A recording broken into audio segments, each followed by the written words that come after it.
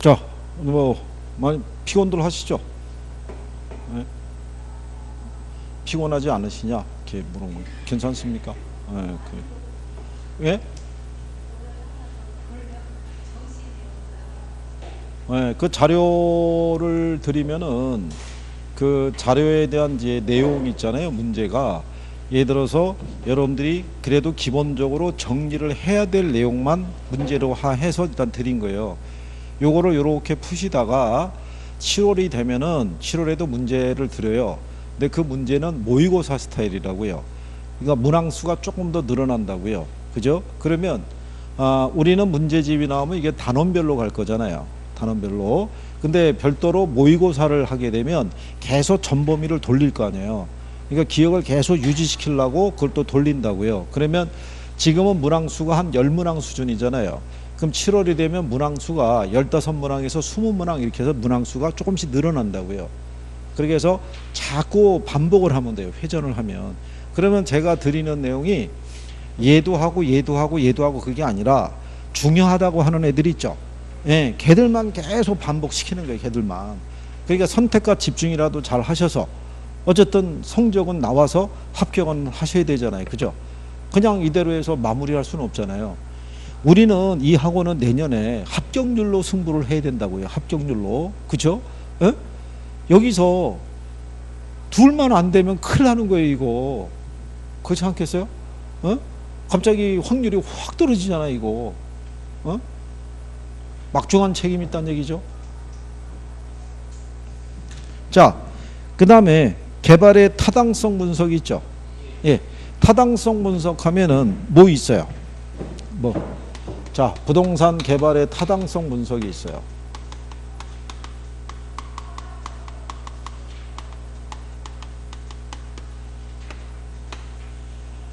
그죠? 자, 김총각 대표로 한번 얘기해봐. 타당성 분석 뭐 있어? 어? 야, 순서에 입각해서 얘기를 해봐. 어? 또 봐야 돼. 어? 거기 개발의 타당성 분석하니까 거기 보니까는 시장 분석 제목이 이렇게 돼 있으니까, 그리고 거기 옆에 있으니까 경제성 분석 이렇게 돼 있으니까 그 페이지 이제 넘겼다는 얘기네. 뒷페이지로. 그러니까 부르는 게 틀려진다는 얘기네.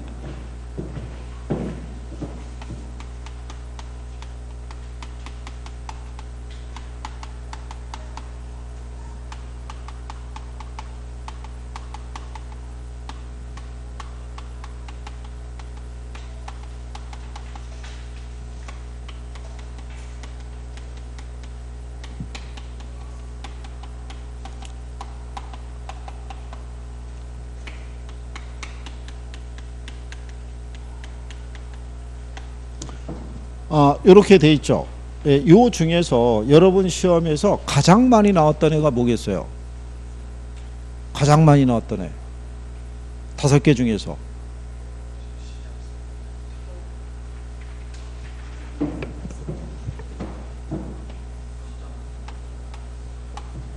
얘가 제일 많이 나왔다고요. 그죠?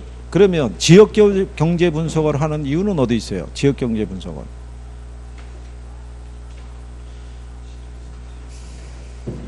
얘는 개발사업에 관련된 지역이 있죠. 지역의 모든 수요 요인을 분석하는 거예요. 그죠? 그래서 인구라든가 가구라든가 소득이라든가 고용이 있죠. 이거를 확인을 하는 거예요. 자, 이거를 확인하는 이유가 뭐냐면, 가령 예를 들어서 그 지역에 가면 기반 산업이 있고 비기반 산업이 있죠. 예, 우리가 일반적으로 울산 지역 그러면 기반 산업이 뭐가 되겠어요? 그 지역의 주요 기반 산업이. 울산 하면은 H자동차, H중공업이 그 지역의 기반 산업이에요. 그죠? 그러면 그 기반 산업이라는 거는 그 지역에서 생산해서 외부로 수출하는 게 산업들인 거예요. 그죠? 근데 만약에 자동차 산업이나 중공업이 호황에 접어들게 되면 더 많은 고용을 창출할 수 있어요, 없어요? 고용을 창출하죠. 그럼 비기반 산업은 뭐냐면 그 지역에 거주하는 사람들에게 서비스를 제공하는 산업이 뭐예요? 그게 비기반 산업이에요. 그죠? 그러면 여러분들이 한번 생각해 보세요. 자, 기반 산업의 고용이 증가했어요. 그러면 그 사람들이 일단 주택이 필요하겠죠. 그러면 직장하고 집만 왔다 갔다 하냐면 그건 아니죠. 그럼 그 사람들의 입장에서는 여가를 지낼 수 있는 공간을 필요로 할 거 아니겠어요? 하다못해 저기 있는 뭐 호프집이라든가 식당이라든가 이런 거 필요하겠죠. 그러면 자, 호프집에서 아르바이트를 하더라도 사람이 또 필요하잖아요. 그러면 기기반 산업의 고용 인구가 더 늘어나겠죠. 그러면 전체적으로 비기반 산업에 종사하는 사람도 역시 거주할 공간이 필요할 거 아니에요. 그렇잖아요. 그러면 또 그 사람들만을 위한 또 서비스를 제공해 주는 사람들이 또 필요할 수 있어요, 없어요? 그러면 결론적으로 기반 산업의 성장이라는 거는 그 지역의 전체적인 부동산 수요를 늘린다는 얘기가 되겠죠. 그러니까 개발 사업은 기본적으로 부동산 수요가 많은 쪽에서 이루어진다는 거예요. 그거를 하기 위해서 먼저 무슨 분석을 해요? 지역 경제 분석을 하는 거예요. 자, 그런데 이 도시를 가보게 되면 이렇게 될 거 아니겠어요? 남자도 있고 여자도 있고요. 그렇죠? 예. 그 다음에 20대도 있고 10대도 있고 40대도 있고 60대도 있고 70대도 있고 이런 식으로 다양한 연령대로 구성이 돼 있죠. 또 이 안에 가게 되면 소득 수준도 어떻게 돼요? 상중하로 이렇게 섞여 있잖아요. 그럼 우리는 이 불특정 다수의 모든 사람들을 타겟으로 할 수는 없다는 얘기죠. 그렇잖아요. 그럼 이 안에서 우리는 시장을 어떻게 해야 돼요? 세분화해야 되죠. 성별로, 연령대별로, 소득 수준별로 시장을 세분화하고 그 중에서 가장 내가 타겟으로 할 수 있는 시장이 있죠. 네, 그래서 시장을 차별해야 된다는 얘기죠. 그래서 특정한 수요 계층을 대상으로 하는 특정 부동산에 대한 수요와 공급이 있죠. 예, 이거를 분석하는 게 무슨 분석? 시장 분석이에요. 그럼 시장성 분석이라는 거는 전 단계에서 조사한 요 특정 부동산이 있죠. 얘를 시장에 공급했을 때 얘가 매매되거나 또는 임대될 수 있는 가능성이 있죠. 이거를 조사하는 것이 무슨 분석? 그게 시장성 분석이에요. 그러면 매매되거나 임대될 수 있는 가능성을 조사할 때 이때 시행하는 게 뭐? 아까 우리 김 총각이 했던 거 뭐? 어? 뭐? 어? 흡수율 분석. 무슨 분석이요? 흡수율 분석. 자, 그러면 여기서 이게 또 중요한 거예요. 자, 흡수율 분석을 하는 목적이 뭐예요? 흡수율 분석을 하는 목적. 어?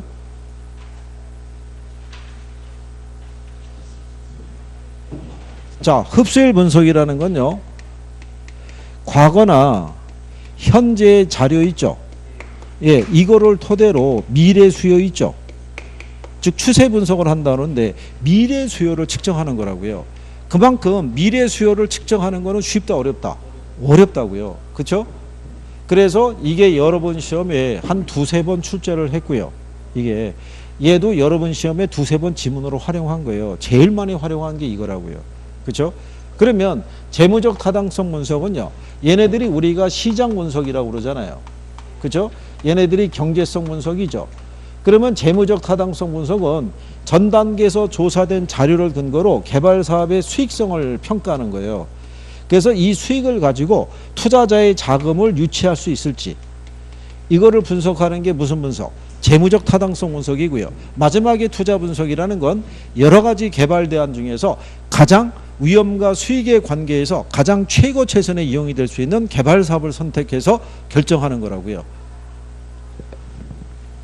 그래서 요즘은 얘 하나만 단독으로 문제가 나오진 않고요. 지문을 발췌를 한다고요. 그래서 여기서 지문 한두 개, 개발의 단계에서 한두 개, 개발 사업의 위험에서 한두 개, 이래서 오지선다를 구성하는 거예요. 그러니까 전체적인 기본적인 내용은 내가 숙지가 돼 있어야 되는 거예요. 그죠?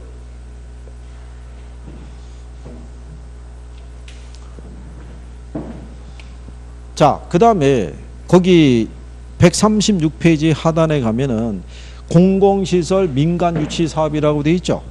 그거 별표해야 되죠.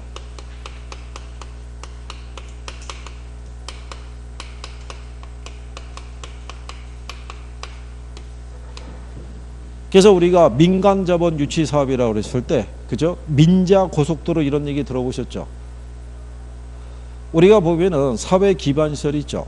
고속도로라든가 다리라든가 아니면은 항만, 공항, 아니면은 각종 부동산이 있죠. 예, 이런 것들이 시급히 필요할 때가 있어요, 없어요? 있죠. 있는데 예산을 확보하기가 쉽지 않잖아요. 그렇죠? 그럴 때는 뭐를 끌어들여서 민자를 끌어들여서 이 사업을 먼저 추진할 수 있을 거 아니에요. 그죠? 예. 그래서 대표적인 게 뭐 있다 그랬어요. 자, 여기서 B가 뭐예요? B가. 예? 빌드의 의미가 뭐예요?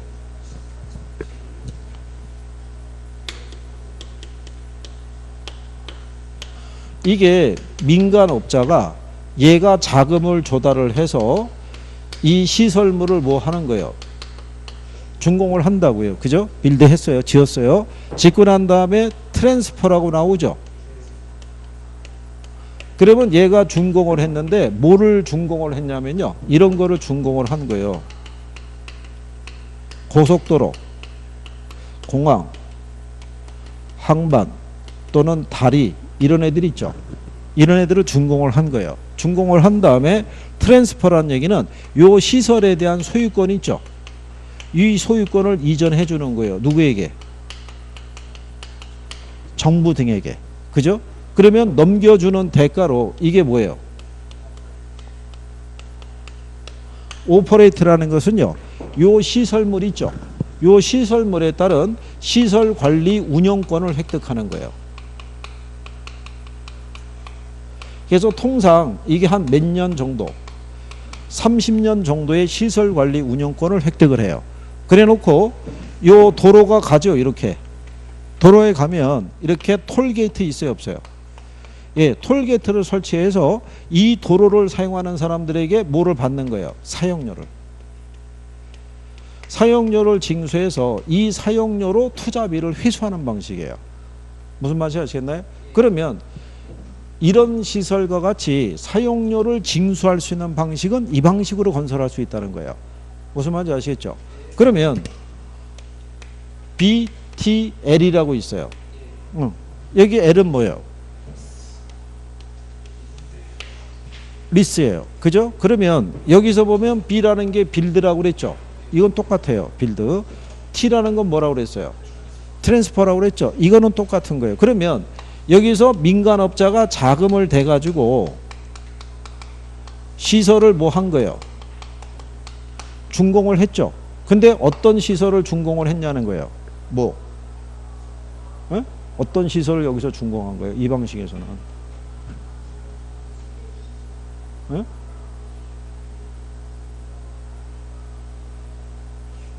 근데 가만히 보면 참 우리 학원을 다양하게 운영하고 있어요. 그죠? 복화술을 배우기도 하고, 그죠? 연기 학원에 다녀가지고 표정도 다양하게 하고, 참 한 번에 여러 가지를 하는 것 같아요. 그죠?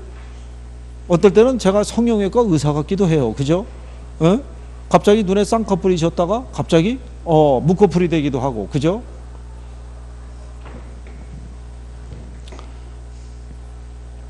그것만 가지고도 출제할 수 있어요, 없어요?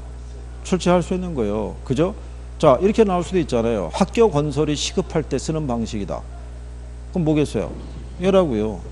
그러니까 얘는 주로 이런 학교라든가 도서관이라든가 또는 대학 기숙사 있죠.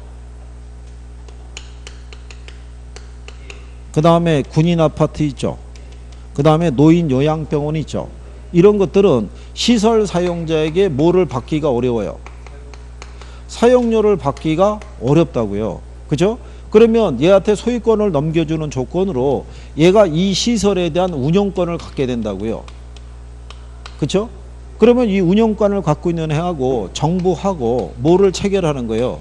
임대차 계약을 체결하는 거예요. 이 시설물에 대해서. 그래서 얘한테 뭐를 지급하는 거예요? 임대료를 지급하는 거라고요. 네가 지어서 우리에게 소유권을 넘겨줬는데 대신에 너한테 이 시설에 대한 관리 운영권을 주겠다 이거죠. 그러면 운영을 하고 있는 애에게 뭐를 줘야 돼요?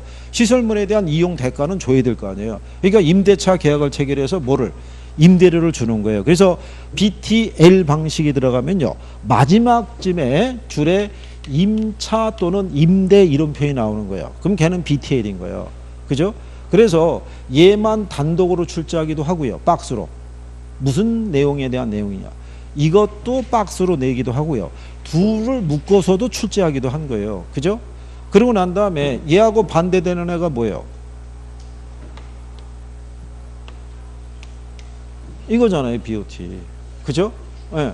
자, 이거는 우리나라 건설사들이 외국에 나가서 이렇게 다리나 고속도로 깔아줄 수 있어요, 없어요? 있는데 외국 정부하고의 계약이니까 우리나라 기업이 먼저 운영권을 가지고 투자비를 다 회수하는 거예요. 회수하고 그 나라를 나올 때 기부 체납하면서 나오는 거라고요. 무슨 말인지 아시겠나요? 그러니까 이 방식만 바꿔인 거예요. 이 방식만. 그래서 우리나라 기업이요, 터키에 가서 다리를 설치해 주기도 하고요, 베트남이라든가 이런 나라에 가서도 고속도로라든가 사회 기반시설을 설치해 주겠죠. 무슨 말인지 아시겠나요? 예. 그럴 때 이제 이런 방식으로 계약을 체결한다는 얘기예요. 그러니까 이거는 시험상에서 자주 인용이 되니까 정리해 줘야 돼요. 단독으로 안 나오면요, 오지선다 안에 지문 하나로도 훅 들어와요. 그리고 걔가 답으로 될 수도 있단 말이에요.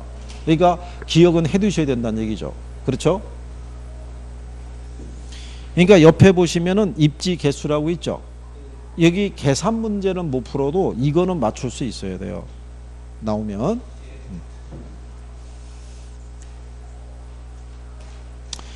자, 그래서 그런 내용 정도 여러분들이 정리하시면 되겠고요.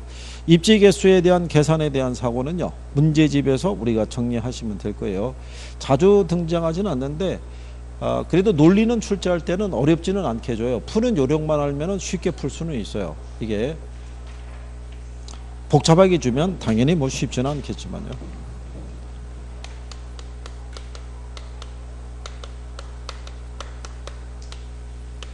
자, 부동산 관리라고 있어요. 그죠? 예, 우리가 이 관리 있죠. 예, 이제는 관리라는 게 뭐며 관리가 왜 필요하며 이런 거는 어느 정도 정리가 돼 있다고 봐야 되고요. 그러면 일단 이걸 이제 우리가 알아보는 거죠. 부동산에 대한 리모델링이 있죠. 예, 요거는 시설 관리 영역에 들어가요? 아니면 요게 부동산 관리 영역에 들어가요? 아니면 이게 자산 관리 영역에 들어가요? 부동산에 대한 리모델링을 할 때. 예? 리모델링에 대한 이거는 예? 예, 리모델링에 대한 결정이 있죠. 시설 관리에 들어가요? 부동산 관리에 들어가요? 자산 관리에 들어가요?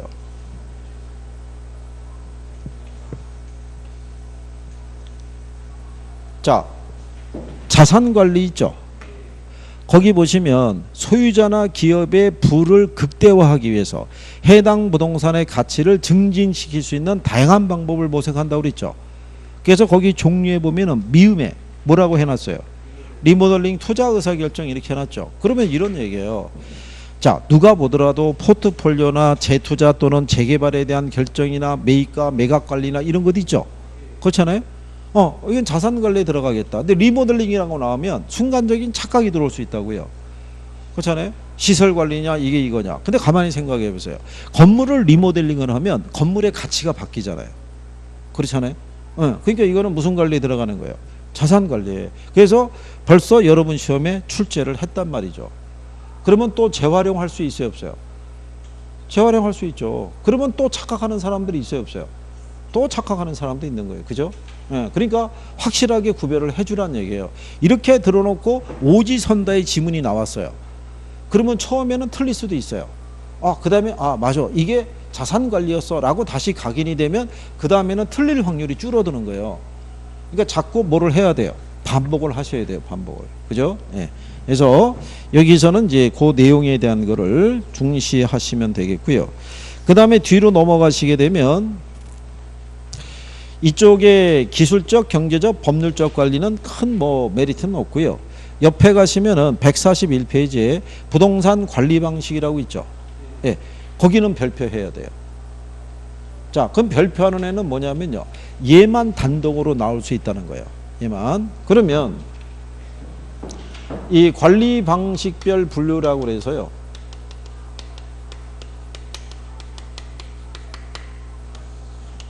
우리가 자가 관리라는 게 있고요. 자가 관리를 우리가 직접 관리라고도 얘기를 하고요. 이거를 자치 관리라고도 얘기를 해요. 쓸 때. 그 다음에 위탁 관리라고 있죠. 예, 얘는 외주 관리라고도 얘기를 하고요. 간접 관리라고도 얘기를 해요. 자, 그러면 자가 관리의 대상이 되는 부동산 있죠.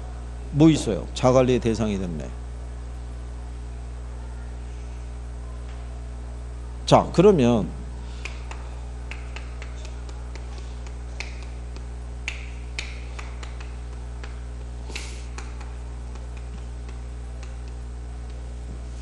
법률과 경제와 기술이 있죠. 종합적인 관리가 가능한 것 있죠. 예. 무슨 관리?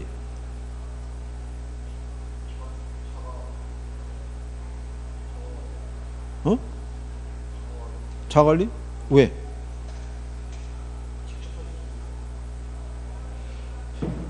자관리의 대상이 뭐냐면요. 단독주택. 이게 소규모 건물이에요. 가장 전통적인 관리 방식이에요. 오래된. 그죠? 그러니까 이게 이 관리에 들어간다고요. 그렇잖아요. 단독주택 소유자는 이거 다 하잖아요. 그렇잖아요. 여러분 집 관리 여러분이 다 하잖아요. 그런 내용이에요. 그죠? 그러면 얘하고 비교할 때 있죠. 자관리하고 위탁관리. 가장 많이 나오는 게 뭐겠어요? 자관리하고 위탁관리를 비교할 때. 기밀유지. 기밀유지. 자관리의 가장 큰 장점이 있죠. 장점이 뭐냐면 이게 잘 되는 거죠. 그죠? 여러분 집에서 일어난 일은 여러분이 밖에 나가서 얘기만 하지 않으면 아무도 몰라요. 그죠? 그렇잖아요? 그런데 여기 있는 위탁관리도 보면은 장점이 있고 뭐가 있겠어요? 단점이 있잖아요. 얘 단점 중에 하나가 뭐냐면 이게 안 되는 거예요. 기밀유지가. 왜 여러분들 아시다시피 왜 항공사 오너 일가의 갑질 사건이 있죠. 그게 제보가 다 어디서 나왔어요? 그 집에서 일하고 있는 운전기사, 정원사, 경비 이런 사람들이 다 얘기한 거잖아요. 밖에 나가서. 그죠? 뭐가 안 돼요? 기밀유지가. 자, 그러면 얘 장점 중에 하나 또 뭐 있겠어요? 어? 아니 뭐 하나 얘기하고 끝날 거예요? 뭐라도 얘기는 더 해줘야 되는 거 아닌가요? 그래요. 입지자에게 최대한의 서비스를 제공해 줄 수 있다. 또 뭐가 있겠어요?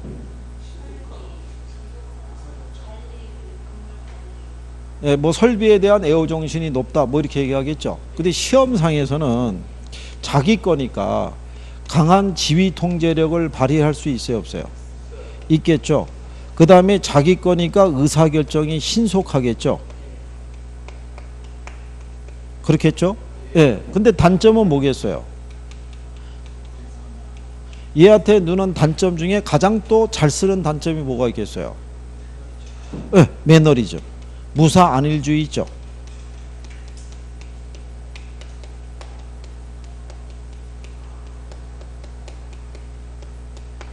뭐 이런 것 있죠.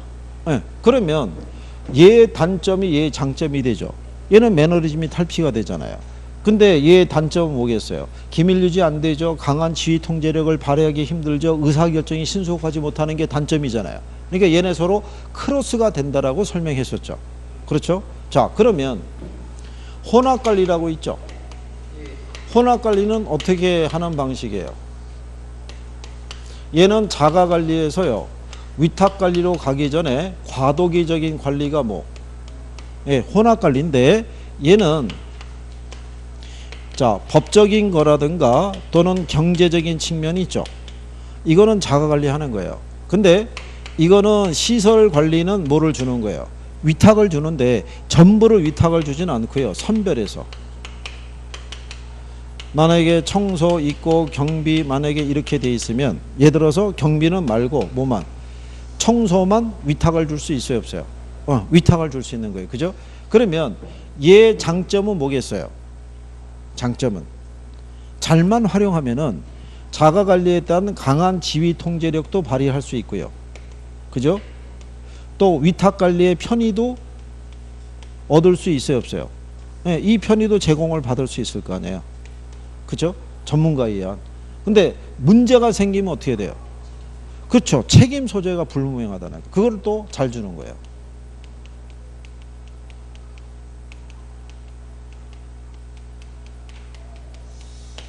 그러니까 최소한 이런 애들 정도는 기억이 돼야 돼요. 그리고 관리는요. 어렵게 주는 게 없어요. 거의 상식적인 선에서 답을 풀 수 있게끔 해줘요. 그죠? 자, 그 다음에 부동산 관리 활동이라고 있을 때요.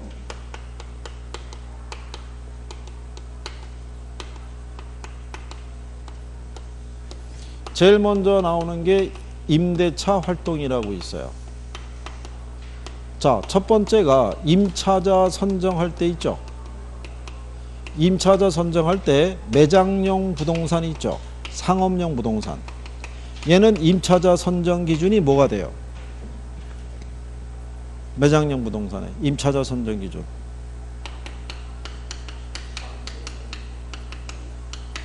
매상고가 중요한 거예요. 매상고가.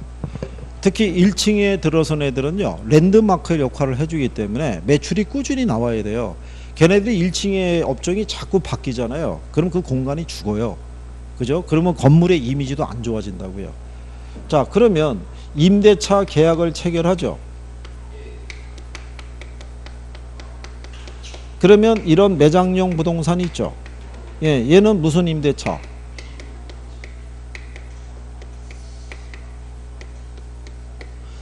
자, 비율 임대차라는 거는요, 이 건물 있잖아요. 건물의 1층 있죠. 1층에 이게 ST 땡땡 그 커피 있죠. 예, 얘가 들어서게 되면요, 여기에 매출의 크기가 달라진다는 거예요. 그러면 얘네를 유치하려고 그러면 뭔가 유리한 조건을 제시해야 되잖아요. 야, 그러면 너네가 처음에 입점할 때 시설 투자비도 들어가고 그러니까 초기에는 임대료를 싸게 해주는 거예요. 싸게 해주는 조건으로 대신에 3개월 이후부터 매출이 신장이 되면 신장된 매출의 2% 또는 3%를 추가 임대료를 내라. 이런 식으로 계약을 체결할 수 있는 거예요. 그게 무슨 임대차? 현실적으로 이걸 써요. 이 방식으로 계약을 체결한다고요. 무슨 말인지 아시겠나요? 그 다음에 유지활동이 있죠. 유지활동 기억나는 거 뭐 있어요? 유지활동 기억나는 거. 응?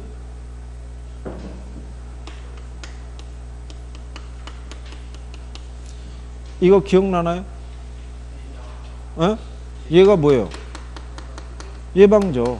이게 제일 중요한 거예요. 사전에 문제가 발생하기 전에. 그죠? 그러니까 얘는 뭘 하냐면요, 사전에 점검이라든가, 그죠, 수선이라든가 뭐 이런 것도 있죠. 예? 점검과 동시에 시행하는 걸 정비라고 그래요. 여름에 휴가 갈 때 장거리 주행하기 전에 차량 한번 정비 한번 하죠. 오일도 한번 살펴보고 이렇잖아요. 그거는 문제가 있어서 하는 행위가 아니죠. 문제를 미연에 방지하기 위해서. 그러니까 부동산 관리 유지활동에서는 예방적 유지활동이 제일 중요한 거예요. 일상적인 거는 평상시에 뭐 쓰레기 수거나 청소하거나 이런 거 얘기하고요. 대응적인 유지활동이라는 것은 문제가 발생을 했을 때 거기에 대응을 하는 거예요. 형광등이 만약에 파손이 되면 교체를 해준다든가 이런 행위라고요. 그러니까 가장 중요한 거는 무슨 활동이라는 거예요? 예방적 유지활동이라고 생각을 하시면 돼요. 무슨 말인지 이해하시겠나요? 예, 그래요. 그래서 그거 기억을 해 두시고요. 그 다음에 그 건물의 생애 주기 있죠. 생애 주기가 보면은 개발 단계, 신축 단계, 안정 단계, 노후 단계, 완전 폐물 단계 있죠. 예. 그러면 재투자라든가 리모델링은 무슨 단계에서 하는 게 제일 좋아요?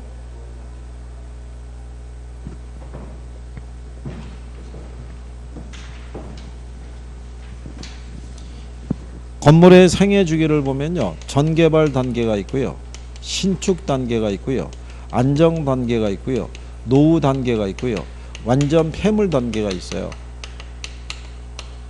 그렇죠? 그럼 만약에 건물에 대한 재투자 있죠,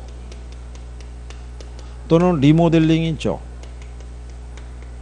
그러니까 재투자한다는 얘기는 뭐 개조하거나 또는 수선하거나 뭐 이렇게도 나쓸 수 있어요. 무슨 단계에서 하는 게 제일 합리적이겠어요? 에?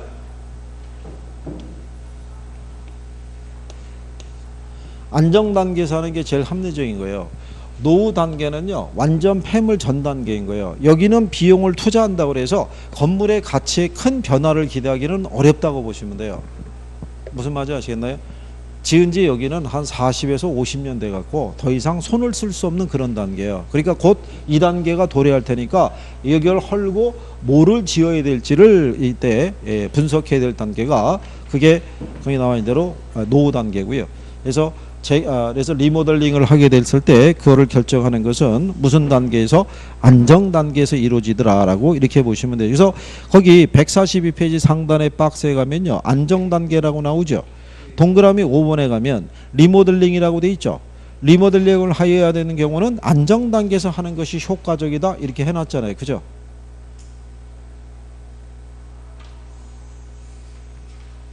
그래서 그 내용에 대한 것 정도를 구별할 수 있으시면 되겠고요.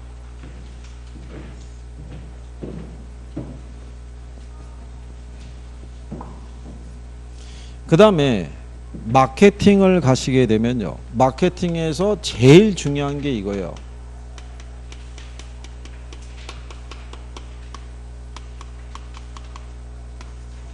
마케팅 전략이 있죠. 에? 마케팅 전략. 이게 제일 중요한 거예요. 여러분 시험에 지금까지 95% 이상이 여기서 나온 거예요. 거의 뭐 99%라고 봐도 뭐 과언이 아니죠. 그러면 이 중에서 수요자 위주의 마케팅 전략 있죠. 뭐 있어요? 수요자 위주의 마케팅 전략. 수요자 위주의 마케팅 전략. 응?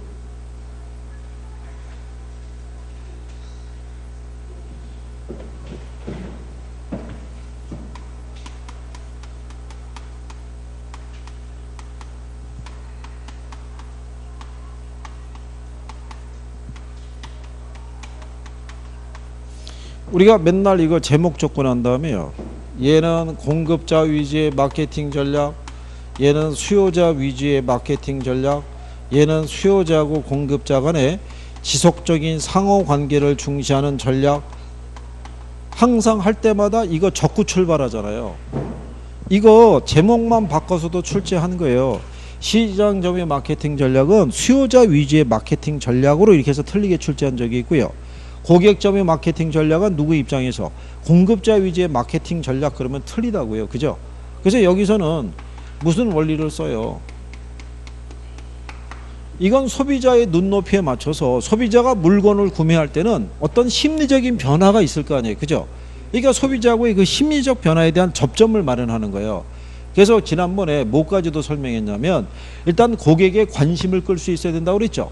그래서 여러분들이 강의 끝나고 이 건물 앞을 나갔더니 누군가가 조그만 가판에다가 책을 팔고 있는데 비법서예요.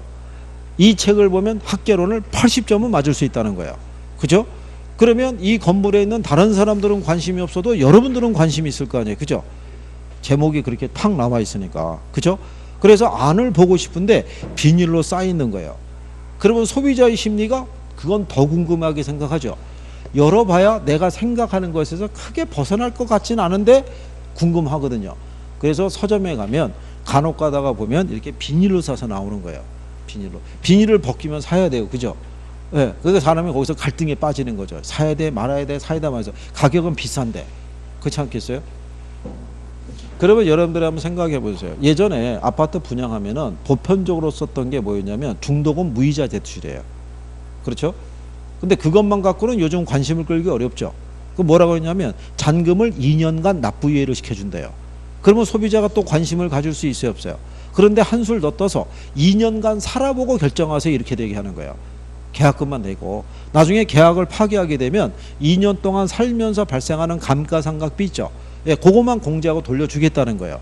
그러면 사람의 입장에서는 또 무슨 생각 들 수 있어요? 그래? 한번 살아보는 것도 나쁘지 않지. 이렇게 해서 계약이 체결될 수도 있잖아요. 그러니까 소비자들은 어떻게 제시했을 때 이 심리적인 관계에서 관심을 갖고 계약을 하게 될 것이냐. 여기에 초점을 둔 게 무슨 점이요? 고객 점유 마케팅 전략인 거예요. 그죠? 그러면 관계 마케팅 전략은요. 소비자의 관계가 일회성 거래가 아니란 얘기죠. 그러니까 지속적인 관계를 유지하는 거죠. 그죠? 뭐를 매개로 지속적인 관계를 유지한다고 그랬어요? 이게 브랜드라고 그랬잖아요. 자사 브랜드에 대한 이미지 있죠. 이거를 소비자에게 지속적으로 각인을 하는 거죠. 그렇죠? 그래서 얘네들은 제목밖에는 바꿔줄 게 없다고 그랬잖아요. 근데 여기 있는 시장 점유 마케팅 전략은 SP 전략이라는 것도 있고 4P 믹스 전략이라는 게 있죠. 그렇죠? 그럼 먼저 4P 믹스니까 뭐 있다고 그랬어요? 4P 믹스.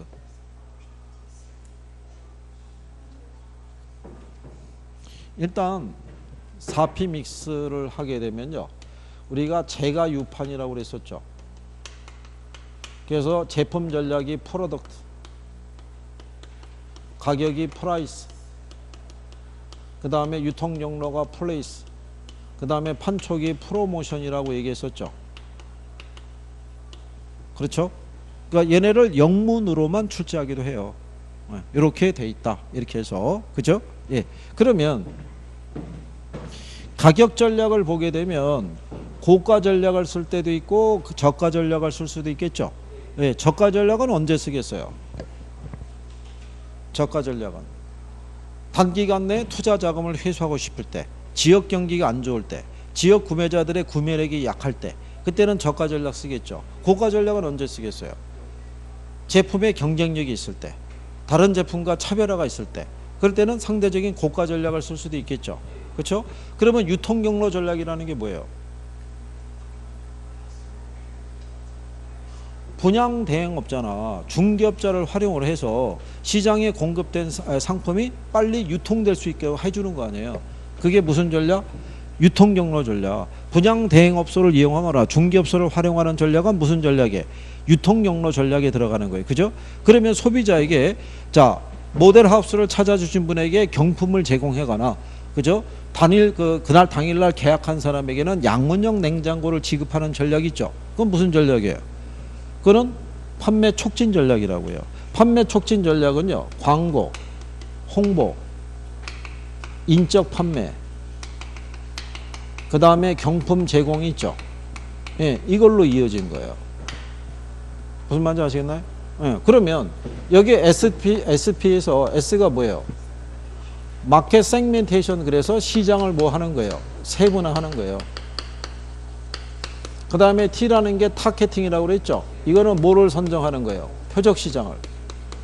세분화된 시장에서 내가 가장 자신 있는 수요자 집단을 찾는 거죠. 그 다음에 포지셔닝이라는 건 뭐를 도모하는 거예요? 차별화를 도모하는 거예요. 같은 아파트를 공급할 때요. 4배로 공급해 주게 되면 사람들의 입장에서는 훨씬 전망이라는 게 좋다라고 생각이 돼서 분양가가 비슷하면 그 상품을 선택할 수 있어요, 없어요? 그럴 수도 있겠죠. 그래서 그렇게 차별화는 도모하는 전략 이런 것들이 있다고요. 그죠? 여기 시험상에서 인용을 잘하는 거예요. 나오면 뭐 이거밖에 없는 거예요. 그죠? 그러면 이제 선생은 또 이거를 각인시키기 위해서 문제를 어떻게 해야 돼요? 계속 주는 거죠. 오늘 받은 게 혹시 부동산 개발 관리 뭐 이쪽 아닌가요? 7번이면은 그렇겠죠. 진도에 맞춰서. 그러니까 이거 가지고 오늘 가셔서 뭐 하시라는 거예요? 복습하라는 거예요. 뒤에 답하고 해설을 먼저 보는 게 아니라 먼저 문제를 쭉 풀어봐서 내가 뒤에 거 맞춰봤는데 틀린 게 있으면 다시 내용 확인해보고, 그래도 만약에 이해가 안 가는 문장이 있으면 또 와서 물어보고, 이렇게 해서 개선을 해 주셔야 돼요. 무슨 말인지 아시겠죠? 예, 여기까지 하셨고 다음 시간에 보시면 간평에 대해서 정리하고 예, 진도를 마무리하도록 할 테니까요.